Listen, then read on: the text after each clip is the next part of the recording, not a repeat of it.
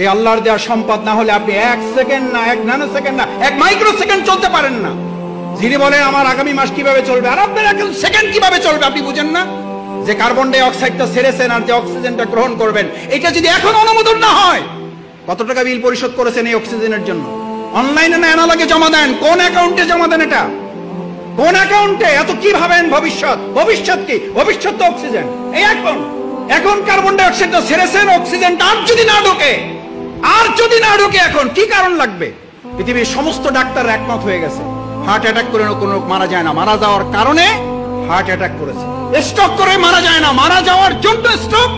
আল্লাহর কাছে জিব্রাইল আমিন না, আজরাইল জান কবজ করার ফেরেশতাকে বললেন, আল্লাহ এমন দায়িত্ব দিয়েছেন, লোকেরা তো আমার সেই পরিমাণ গালাগালি করে যে এই লোকটার জন্য আমরা মারা যাইতেছি।